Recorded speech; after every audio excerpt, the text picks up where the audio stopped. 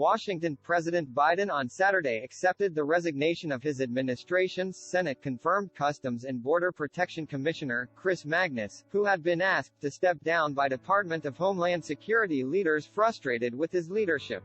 In a brief resignation letter to Mr. Biden, Magnus, who had earned a reputation as a progressive law enforcement reformer while serving as police chief in Tucson, Arizona, Richmond, California, and Fargo, North Dakota, said it had been a privilege and honor to serve in the administration. I am submitting my resignation effective immediately but wish you and your administration the very best going forward.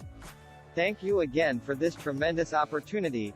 White House Press Secretary Karine Jean-Pierre confirmed the president had accepted Magnus' resignation, which marks one of the most high-profile departures of the Biden administration, and will again leave the largest federal law enforcement agency without Senate-confirmed leadership. President Biden appreciates Commissioner Magnus' nearly 40 years of service and the contributions he made to police reform during his tenure as police chief in 3 U.S. cities, Jean-Pierre said in her statement.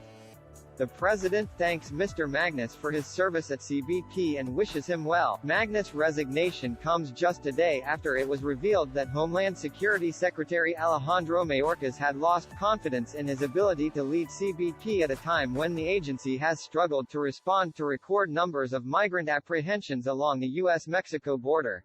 Magnus, however, indicated to several news outlets on Friday that he had no intention of resigning, saying he was focused on reforming CBP, which for years has attracted progressive criticism over its treatment of migrants and asylum seekers. Prior to the internal clash becoming public, Magnus had already been sidelined at CBP, with Troy Miller, a career official, charged with leading day-to-day operations at the agency, according to a senior DHS official who requested anonymity to discuss internal matters. While there were several concerns among DHS leaders about Magnus and his ability to lead CBP, the senior department official cited Magnus' fraught relationship with Border Patrol, the agency responsible for apprehending and processing migrants who cross into the U.S. unlawfully. In an interview with the Los Angeles Times on Friday, Magnus defended his leadership, saying his attempts to reform Border Patrol were met with resistance. At one point, it became so clear to me that some in the top leadership at DHS did not understand what reform even looked like within a law enforcement organization, Magnus told the newspaper. In a message late Saturday notifying CBP employees that Magnus had left the department, Mayorkas said that Miller, the career agency official, would become acting commissioner, a position he previously held during the early days of the Biden administration.